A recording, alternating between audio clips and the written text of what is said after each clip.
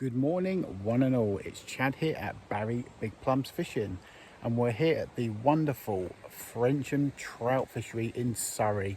I'm here, of course, with the Helios 3 5-weight.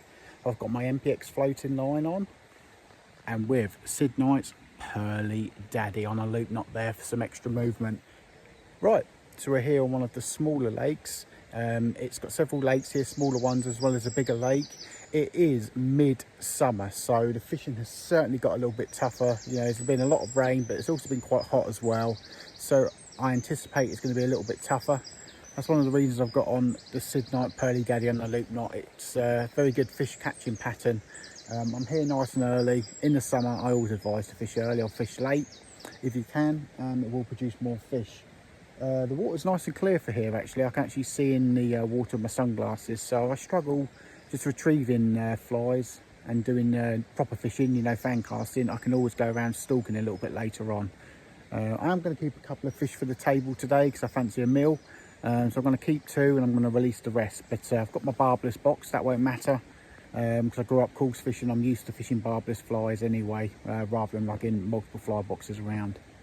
Anyway, dudes, let's rock and roll and see if we can get some fish. Okie dokie, guys. I've had a couple of comments on the last couple of videos that I've uploaded at Frensham, guys, saying, oh, it looks like a pond. Don't you fish any big waters, this, that and the other. I think there's trout fishing for all out there. You know, everyone seems to have an opinion on what real fly fishing is or isn't, you know. There's room for small still waters, there's room for reservoirs, and there's room for big fish waters too. Each to their own, guys. Bottom line, if there wasn't a market for it, then these places would not exist. You know, there could be a little, occasionally you can get a little bit of elitism in the sport, and people saying unless you're fishing a river for small brownies then you're not really a fly fisherman. If you use lures, you're not a fly fisherman. If you use indicators, you're not a fly fisherman. You know, I'm of the opinion that people need to kind of mind their own beeswax a little bit, you know. As long as you're fishing within the rules of the water and you're enjoying the fishing, what does it matter? There doesn't need to be an elitism with the sport. There's enough variety out there for every type of fly angler. There's plenty out there for the small still water. Someone who wants to go and strip a cat's whisker and catch 2 pound stockies, that's available to them. Someone who wants to go out there and spend all day walking around a lake and just casting 4 times for a double figure fish, that's fine too. You know, everyone is entitled to fish for the fish available to them. But occasionally on these Facebook groups I can see things getting a little bit nasty. You know, and I'm not a fan of that. There's no need for that. I'm a live and let live kind of guy, you know. Let people fish how they want to fish. I see people out there with indicators and things, and they're not hurting anybody. Damn. Ah, oh, you absolute slag. Alright, guys. Should we say it? In the summertime when the weeds are high, gonna catch the trees, gonna lose your fly. Right.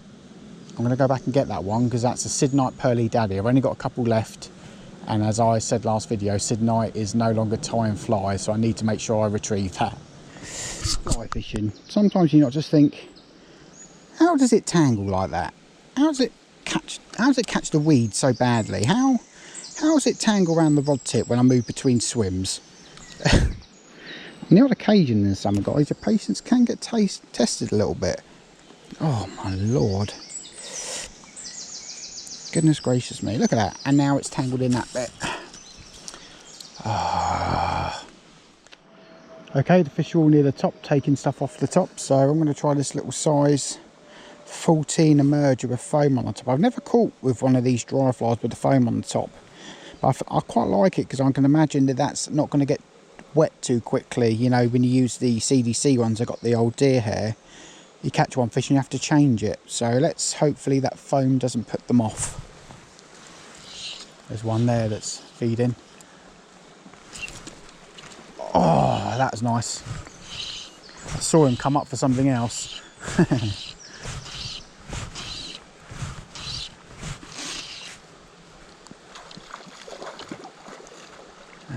Yeah, nice.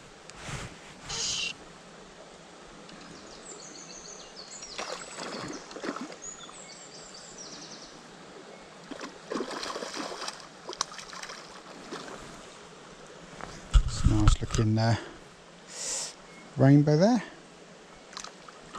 Wow, that's a nice rainbow actually. That's one for tea, I think. Lovely spots. Hold on. That's got some cracking spots on it. I think that might be it. Is that a tiger? Oh, it's a tiger. Oh, so he's got to go back. Yep. So any tigers or spartics need to be returned. So, which is fine because I am using barbless hooks. Oh, that's a lovely tiger. I thought I saw the rainbow magenta spike on him, but didn't. It's a tiger. Look at that, folks. Tiger on emerger. That was awesome. Well happy with that. Look at the big predatory mouth on this bad boy. Right, let me just hold on, do this. It's barbless. It comes straight out. Relax, relax, relax, and I'll get it out. There we go. One last quick look, guys. Beautiful tiger trout. Alright, mate. Off you go, dude. Fight another day and all that. That was a tiger trout of about 2.5, 3 pound. There you go, guys. Well happy with that. Okay, guys, this is Martin Williams' favourite pink stalker. I've had a lot of fish on this, and it should be very easy to see. Let's see what happens when I plonk it in. Yeah, that didn't take long.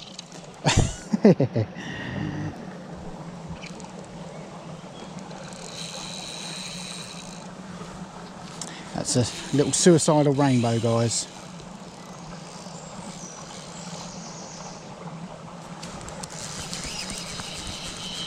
Saying it's oh no, is that a rainbow? I don't even know what that is.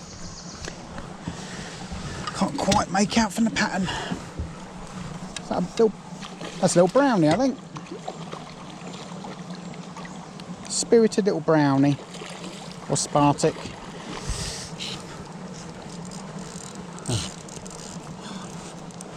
Oh, another little spartic. There we go. Spirited little fella. Love the colours on these fish. Beautiful, absolutely beautiful. Let me just grab the head on that. Oh, couldn't quite get hold of it. So let's balance it there.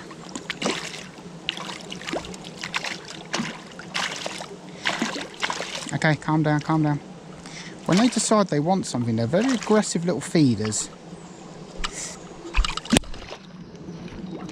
And that is exactly why you wear glasses, guys.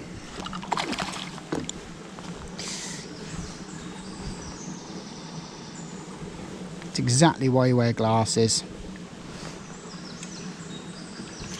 There we go.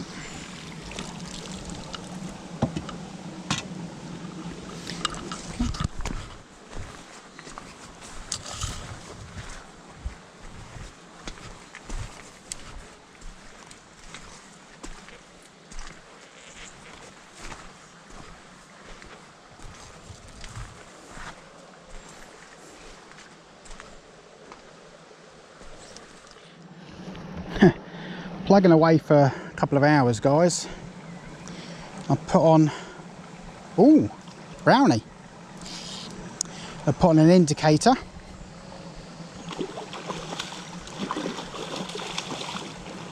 And straight away I've got a brownie.